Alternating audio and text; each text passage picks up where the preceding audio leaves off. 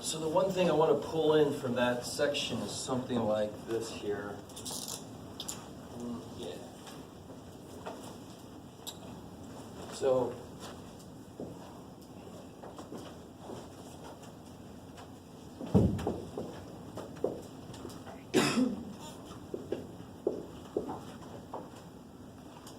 it's this idea of a differential operator.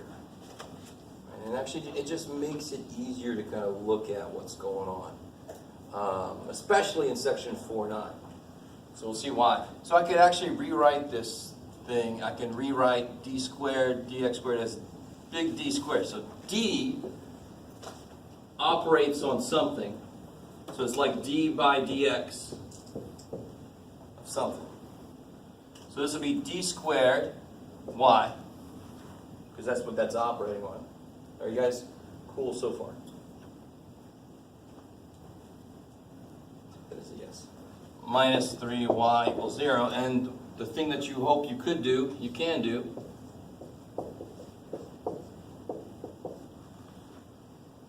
The thing you got to get really used to really quickly is this is not d squared minus 3 times y.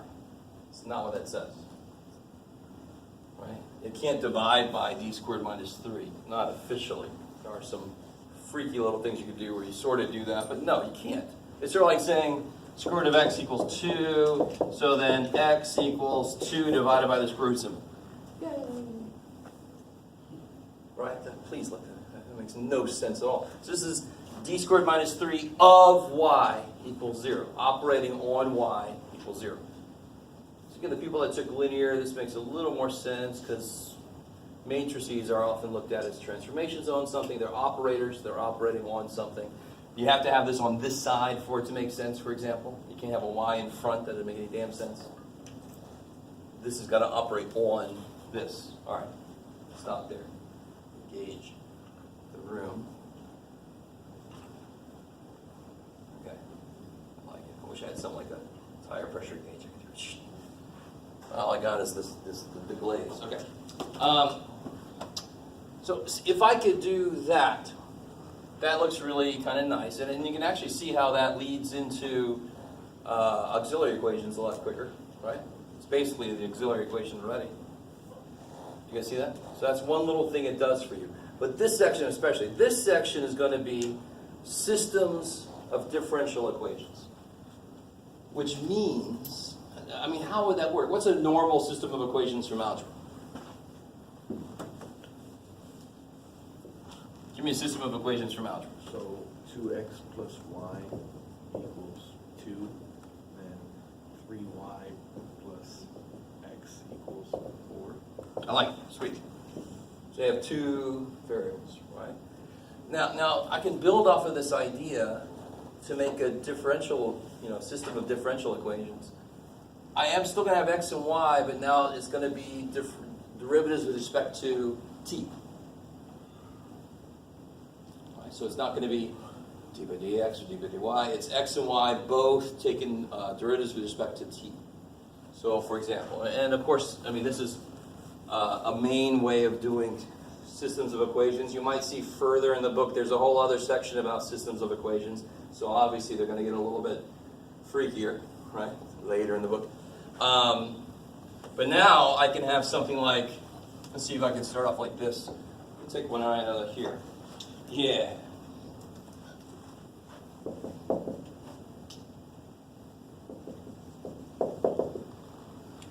Make this shit up.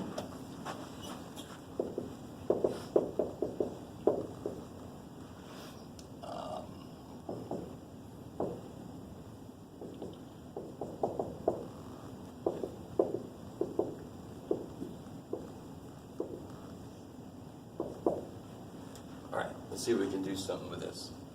All right. So it's got x and y, and then on top of that it's got the layer of differentiation.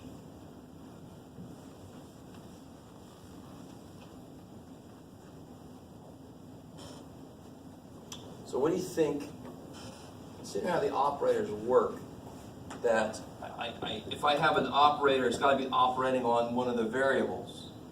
What's the very first thing? What's kind of like in the wrong place? Is there anything in the wrong place in either one of these? Like on this side, I have a bunch of x stuff and a bunch of y stuff equals 2. Everything's beautiful.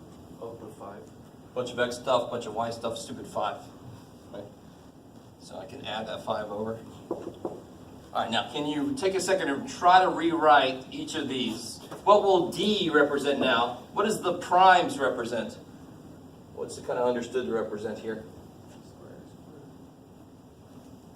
But what is that D? What's that D by D? T. I like it. Right. Okay, maybe. So what would this, like you said, this would be D squared.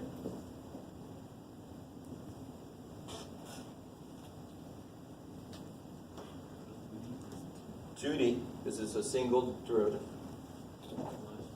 Minus 1, operating on x plus. And you guys see how this gets put together. So you want everything that's involving x, and then you can rewrite the derivatives. And even the part that's not a derivative is still a multiple of the thing. So it's a double derivative on x, a single derivative doubled on x, and then just minus 1 times x. So everything's acting on x. And now you got this. What would this be?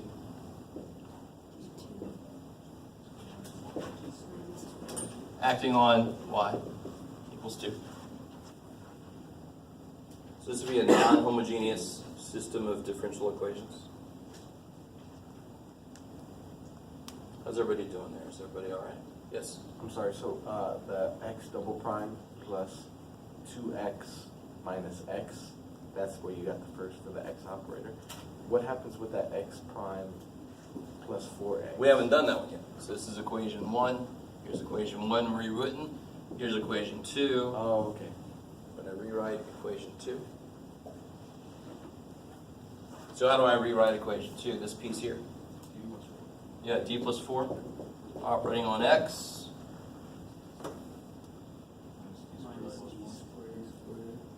Yeah, let's see. D squared. Good. Plus 1. Acting on y equals 2 plus 5. Okay. Took a negative out.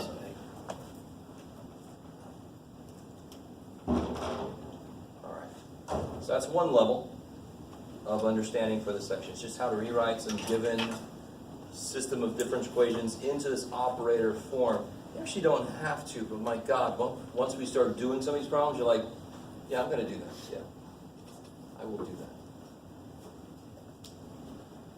So this is a kind of an ugly one. Let's not start with it. We're not going to solve this one. This is just an example of how to set it up. Yes?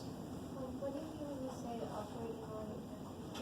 Yeah, so, you know, how do I read this? Yeah, f of x. So whatever the f function is, it's acting on x. So the d function is d by dt of the thing that's in it. So really, technically, if you want to be technical about it, you could do this to make it look more like functional notation, but normally we don't do that. Too many freaking parentheses running around. But all this stuff is acting on x. What's being done here? I've taken the derivative of x twice. Well, that's what that says to do. So see, d squared x would mean d of dx. That's the derivative of x, and that's another derivative of x with respect to t. It ends up with that. You guys, is that cool? Is that, you guys see that? So again, that's something that if you took linear, you're a little more used to this idea. If you act on something with some matrix, a twice is going to be a squared. Okay, maybe. So let's try to solve one. Not this one again. This might be a little bit much for us right now. Solve a nice, easy one. So this level of just rewriting the equations. Now once you've rewritten it, let's see what the process is for solving the damn thing. Yes, sir? From this step, do we treat it like algebraic system of equations from algebra. Sort of, except now, no, let's try one out. Trust me, let's just do one. So let me see. I don't know if I want a chance just making one up. Let me take an easy one out of here. Blip, blip, blip. Blip, blip, blip. Yeah, sure.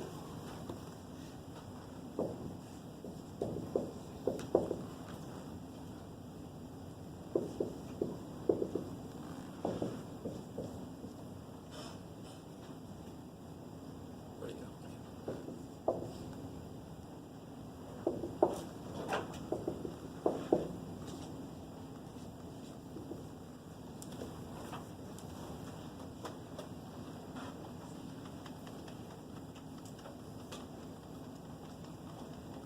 So normally in algebra, if this was like a 3y and you wanted to kill the y's, you would triple this and multiply this one by 2, so the 6 and then the 9. But now I've got this derivative operator, but so how would I kill the x's, for example, when they're already different signs? I got to operate on this equation with what?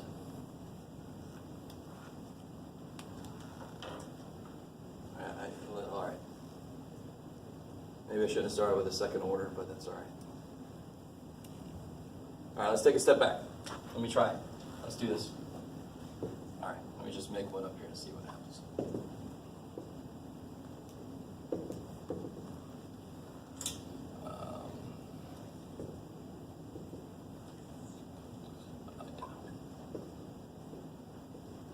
I like it. Okay.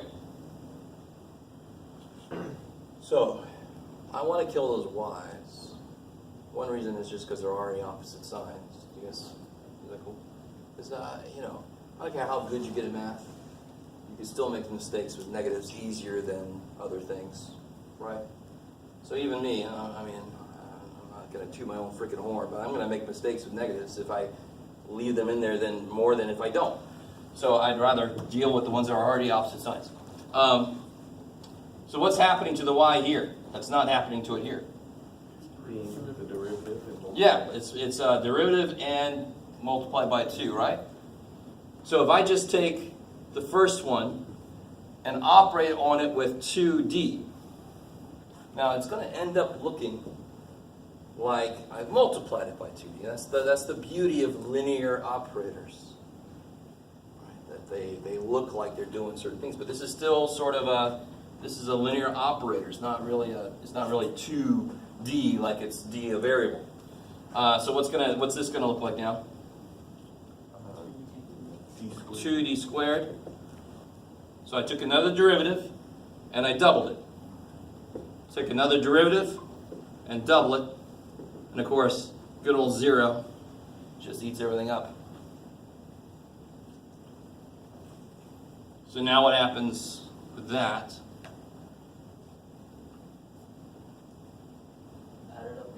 Yeah, so I get 2d squared plus 3 operating on x equals 0.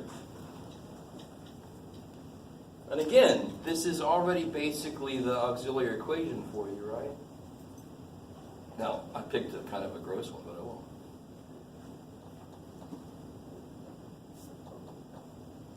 Is this Cauchy-Euler? No, right? There's no t multiplier here, right? This is just good old constant coefficient stuff. That's why I'm saying this is like the auxiliary equation already. You guys see that? Yes, sir. So where does that p come into play? Well, when you find the solution, the solutions to anything is going to be x of t and y of t. Where if it's homogeneous, you're just going to get xc and yc. If it's not homogeneous, you'll get x of t equals xc of t plus xp of t. You have to figure out the particular. Okay. Yeah. So once we start getting into this, the first step will be kill something. And the next step is, what the hell kind of equation am I looking at? How do I solve that kind of equation?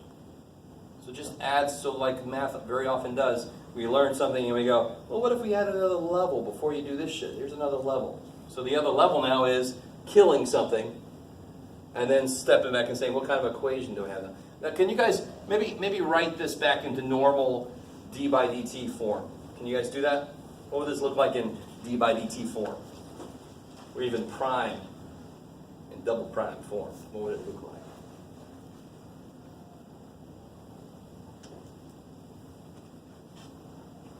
Yeah, it would look like 2 x double prime plus 3x. Yeah. So isn't that just, now we're not used to seeing x's here. They did a decent job in the book of doing that early in chapter 1, I think, where we had the x's and y's. Even then they didn't do it often enough. It doesn't freaking matter what's here, right? It really doesn't. Get over this not being a y. If this is a y, you could see, probably your brain would go right on it and say, oh, I just write the freaking auxiliary equation. This is constant coefficients, right? It's not Cauchy-Euler, thank God. So I get basically this, right? 2m squared plus 3 equals 0. So what do I get? M squared. Yeah, I get m squared equals Negative 3. -3/2, so I get m is, Plus or minus 3. yeah, I'm with you. I like it. What do the solutions look like in this case for this? It's not the freakier one, it's the simpler one, because it's not Cauchy-Euler. Y equals, Yeah, careful. or x X, equals C1 cosine of 3 halves. 3 over yeah, see how to screw it. Just do round. x. Alright, Or y. Y. alright. T. T. Sorry. This won't be like going to a game show. Try again. Plus C2 sine, or add 3 over 2. T.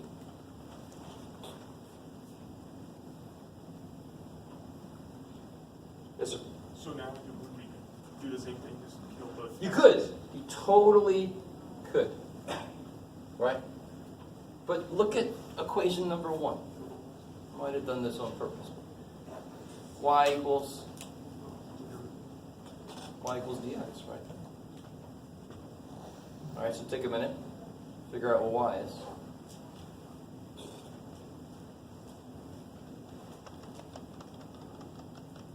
The one thing you have to be careful about is y. Well, I mean, this way is easier.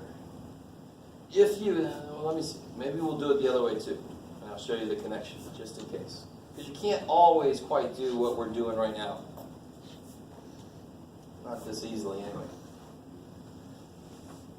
There's one answer.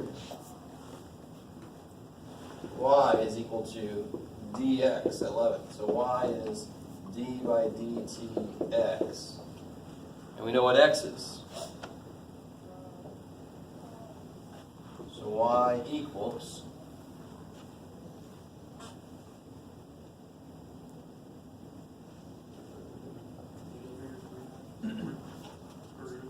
yeah, so it'll be root 3 over 2 c1 negative sine, I like it, of all this business.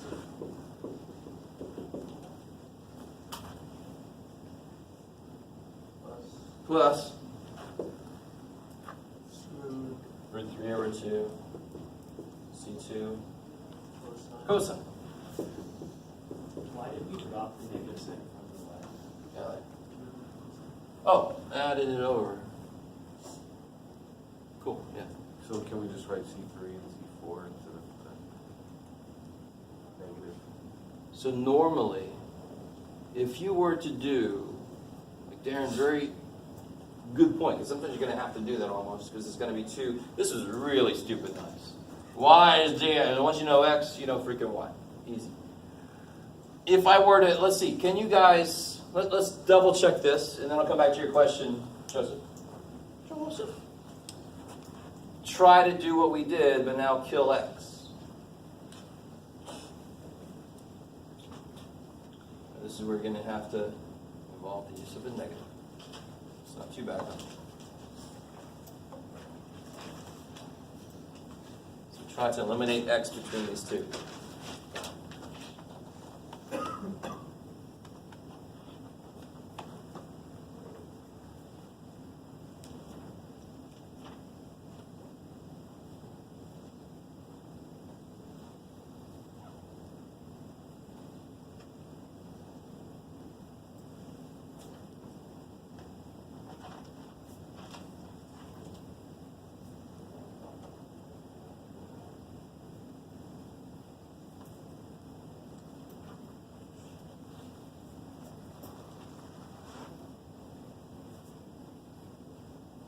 I'm going to take this here away, is that all right?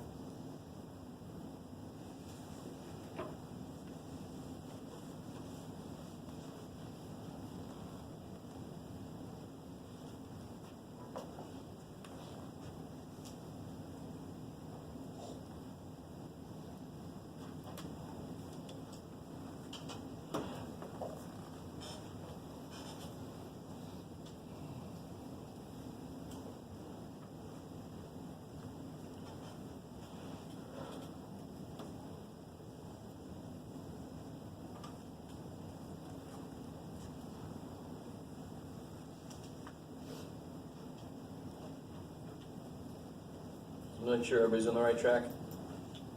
What do you want to do to 1?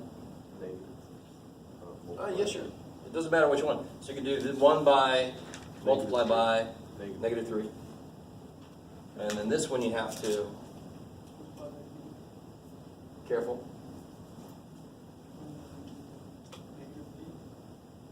No? Do you guys realize what I said careful for? You're back there like, what the hell? That's what I did. It worked fine.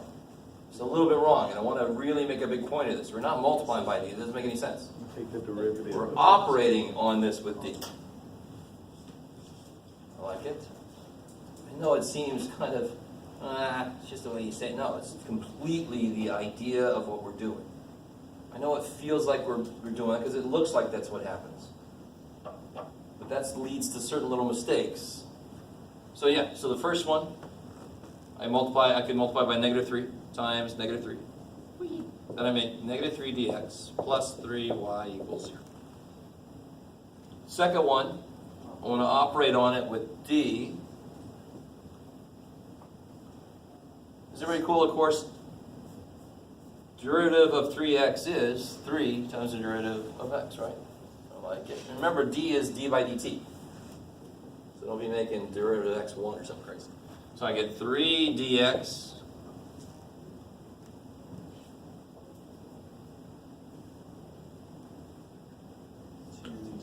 plus 2d squared y equals 0.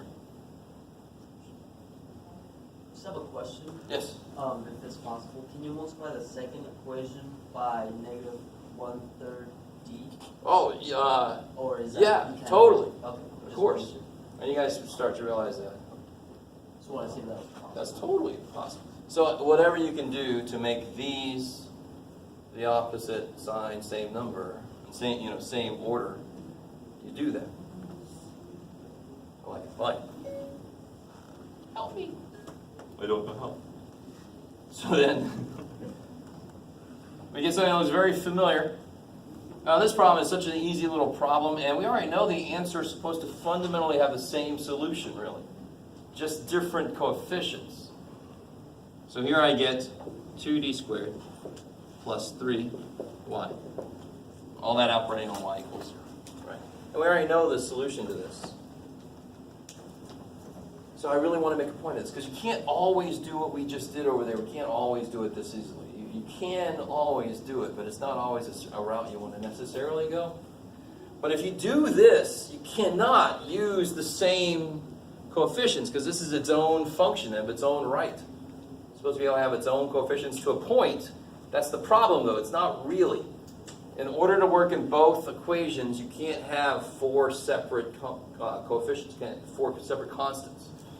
So the official answer right now to this by itself would be, we already know what it is, right? It would be the same as that, except with C3 cosine You want it bigger. Wait, What's up? you know that they're gonna have the same coefficients because there's only two answers because of the second order, right? Wait, let me address your question in a second. So what's happening? It's a second order, so you know there's gonna be two answers, It's going to be two or two solutions. solutions. No. It's because there are two functions I'm trying to solve for. Is this the second order? No. Oh, it's a first. Yeah. But I'm going to always get an x of t, and I'm always going to get a y of t. Okay, so there'll be, right, there'll be one of each for each. So there'll be a one for x and one for y. For So first, the and number one for of x. terms in the x and the y is dependent on the order of the... So you're thinking about this is second order, right?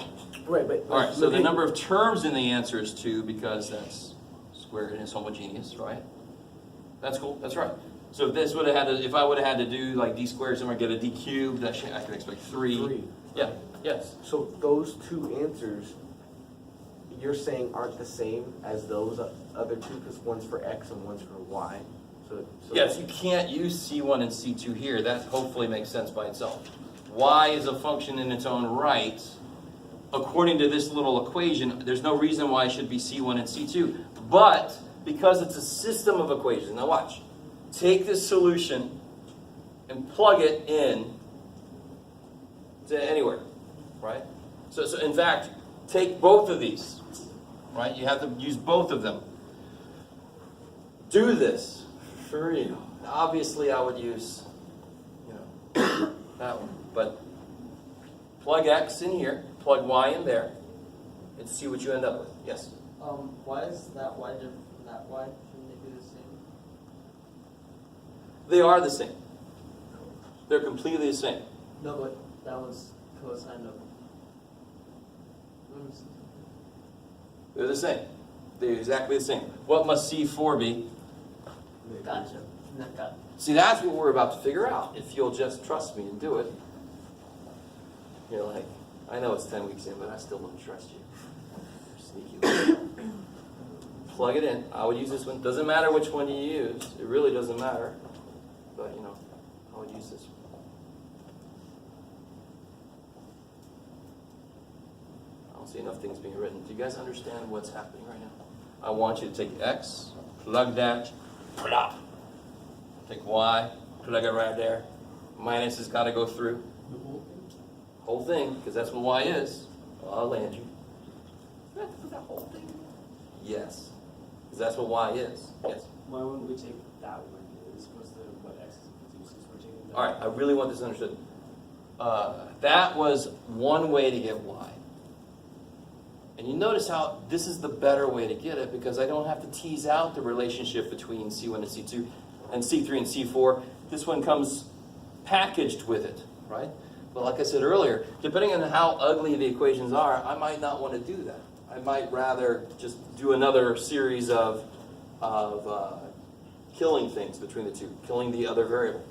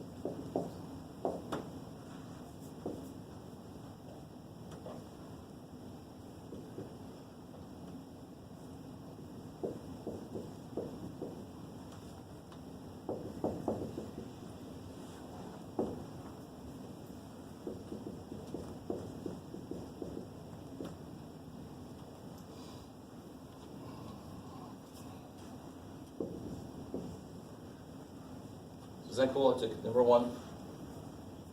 Just put x in, put y in, minus, minus. And I take the derivative of this with respect to t, right? Yeah, which is basically that stuff over there. You'll start to see what's happening. Then you're going to equate coefficients, right? The coefficients will be the constants. You already see what's going to happen. Some of you guys do. So the derivative of this was going to be negative root rad 3 over 2 C1 sine plus 3 over 2. rad 3 over 2 C2 cosine. Become a big rad. Equals, let me just pull this over, is that cool? Equals C3 cosine rad 3 over 2t plus C4 sine rad, get it out of there, 3 over 2t. So what must C3 be? Equating coefficients, you guys see that? Negative root C3, what must C3 be? It's in front of cosine. So it better equal the coefficient of the cosine on the other side. You guys see that? We've been building up to this point for a long time.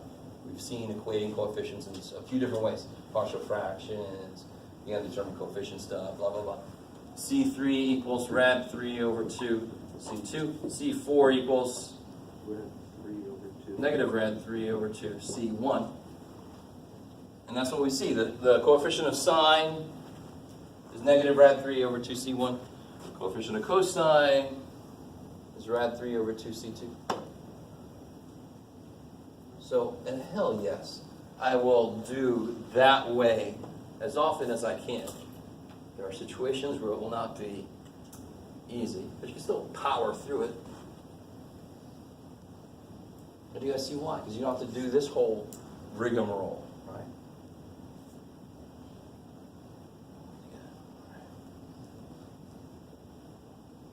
So we're just not used to these constants meaning as much as they do.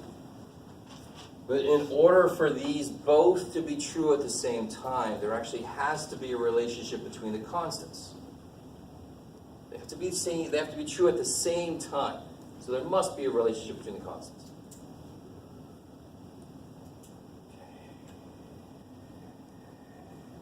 Okay.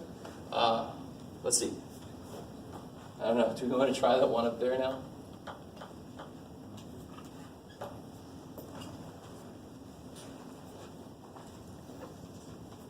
Has everybody got the one here? Or did you even want that? You got it? Is everybody's voice working? Go, no? Shit. All right, that explains why. Yes? So that Y answer with the C3, is that not like a true final answer? It's not a true final answer, no.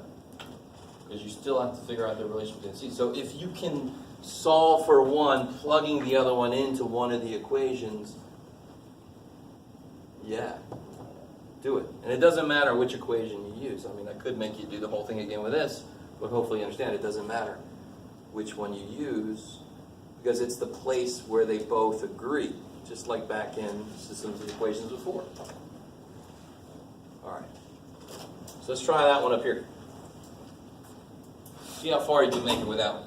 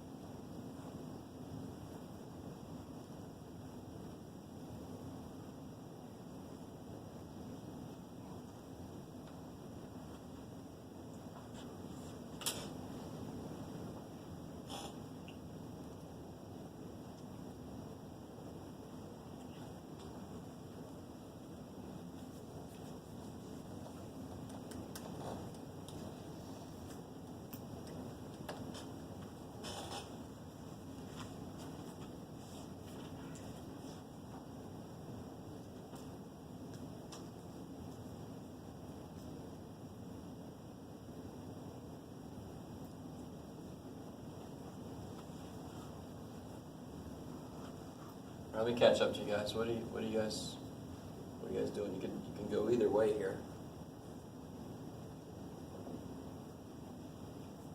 What are you guys doing? Drawing ducks. That's what I was telling you. If I ask you to do something, you want to make it look like you're doing it, just draw a duck. Really get into it. So if I want to kill x, what would I do in the first equation? Multiply it by -2, and I would multiply the second equation by d squared plus 5. So why don't you have to do -2? You just do 2. Oh yeah, just do 2. Yeah, Sorry. they're already different signs. Times 2, so I get 2 d squared plus 5 x minus 2, gather 2, minus 4y equals 0. And then the second one, you're going to Multiply by d squared. operate on that by, D squared plus 5. yeah. So I get, let me just write it like this for right now. D squared plus 5, well, I mean, is that cool? You guys should be okay with it. Drifting out here. Plus d squared plus 5, d squared plus 2, y.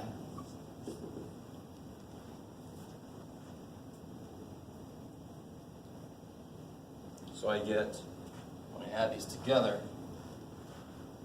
thankfully I built it so that these go away.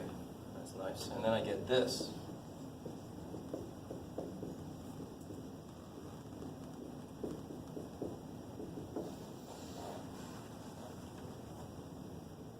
Now what can you do with this? Let me see. What's kind of wrong with this? Can I just say, like, this is m squared plus 5m squared plus 2? Yep, it's true. Yeah. This is gonna feel a little weird. But I can't remember if they. I mean, a few of you guys did section 4.5. I don't remember if they actually showed you that it's okay to do this. Yeah, they did. No, of course they did. So yeah, what do you get? D squared. Oh, D 4 plus 5 plus 2. 7d squared, plus 10 minus 4, so you get plus. So that's how I suck that guy in there.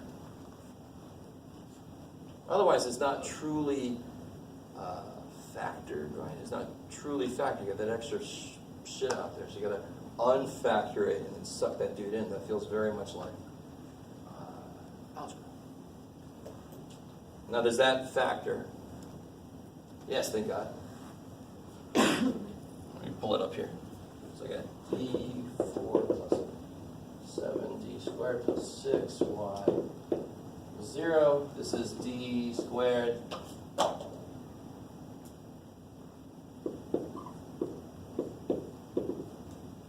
if you guys shook your head yes emphatically when I said this is factor. Yeah, it's 1 and 6. So this will be m squared plus 1, m squared plus 6. This is my ox. M equals. M equals. Yes.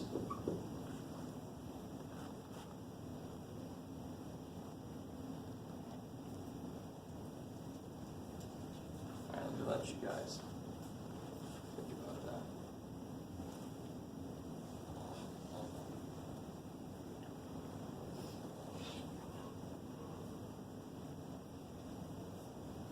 All right. So what does this lead to? Got it, y. This will be, yeah, there's y. I would kill y. No.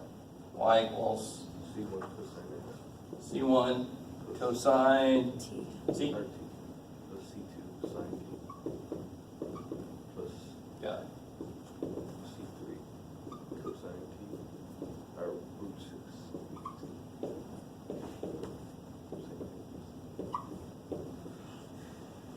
Sure. So keep that up. Oh, joy.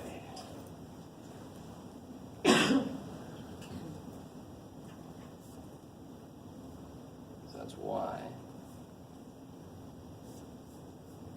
Now, if you wanted to, you could plug that back in here. And if you stop and think about this, to be honest, to be very honest with you, it's always going to be about the same amount of work. If you kill something and get x, you still have to plug those two things back into one of these. You guys see what I'm saying? To get your, to equate your coefficients.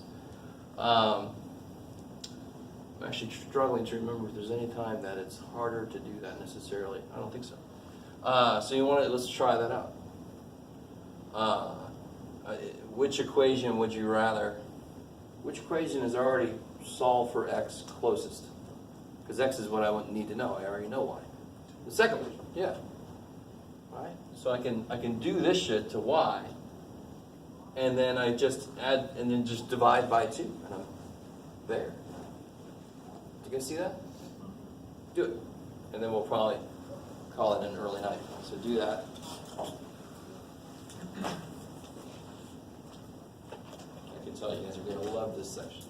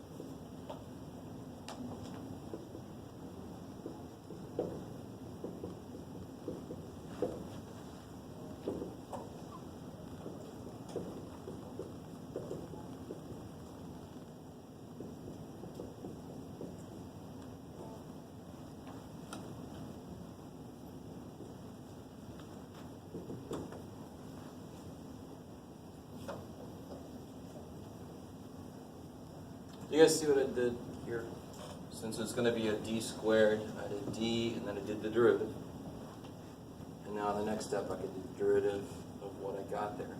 Now, to be honest, some of you guys might be able to, or I don't know if you've thought about this yet, but when you have cosine and sine, you should actually be able to do 2 derivatives of it pretty quickly. You got to be a little careful, though, when there's chain rules happening and stuff like that. So when you get here, we get negative C1 cosine minus C2 sine minus square root of 6C3 cosine. Gather. So let me slow down here. So minus, because the sine go to cosine, rad 6 comes out, makes it a nice whole 6. Is that cool?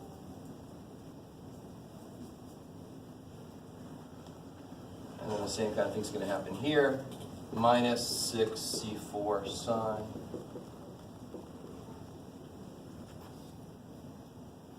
And then plus this stuff here. So I get 2x equals. All right, are you guys, everybody all right? You guys make so little noise at the I always check in with you. Trying to Go around, check everybody's pulse. C1 cosine T Yeah. plus See- C2. Yeah, now you just gotta put these together.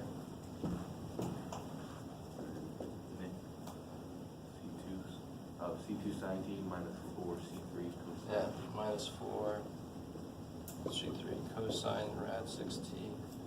Minus 4. Yeah, minus 4, C4 sine rad 6t. The really nice thing is, I forget anybody know. The really nice thing is it almost has to happen. There has to be a way to find the relationship between the coefficients, which means they have to kind of line up in like terms kind of situation.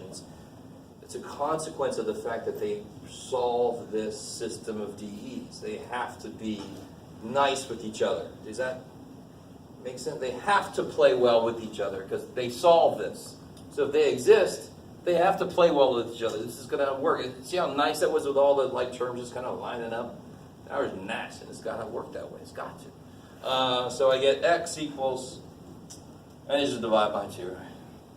C1 over 2. So if you would have killed, what did we kill first? We killed the x's. If you would have went back and killed the y's, you would have gotten x of t equals all this, the same form as this, but with C5, C6, C7, C8. C7 would have been negative 4C3. Oh my God, after you plugged it all in. You guys?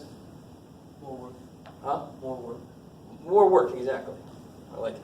C1 over 2. Is it right? I don't do I have to write all that shit down. Just divide by 2. So where do you go from there? Huh? Once you You know y, and now you know x with the coefficients related to the coefficients of y. You're done. Okay. You're done. What we haven't done an example yet is what happens when it's non-homogeneous, right? Oh. That would mean that this would have been the first step. I then have to find yp. Yes? What happened to the display? Oh, see this d? And see this. This is already dy. I did the derivative of y and put it here. And then another derivative would have been d squared now.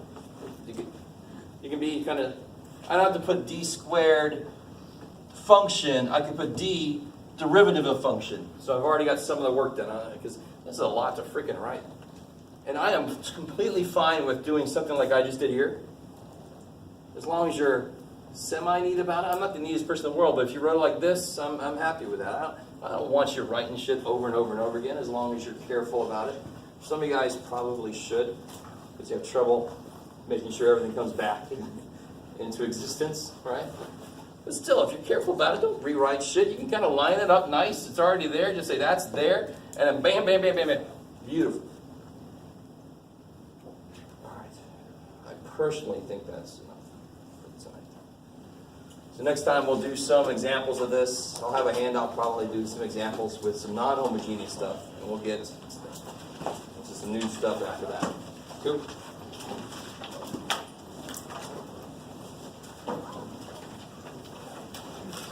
Everybody got their test back, right?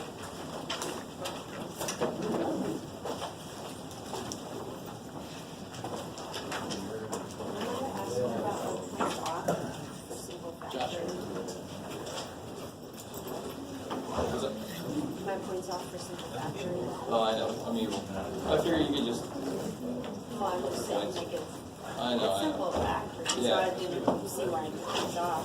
Because some people were doing this and just getting it out. I don't even worry about it. I'm with you, but I don't. No. And it's not that big of a deal. Just Right. tell me you did trial and error. No worries. Okay. Yeah. So we can still turn in test questions for one. I realized when I got here on Wednesday, I forgot my test questions. Yeah. Yes. All right. Yeah.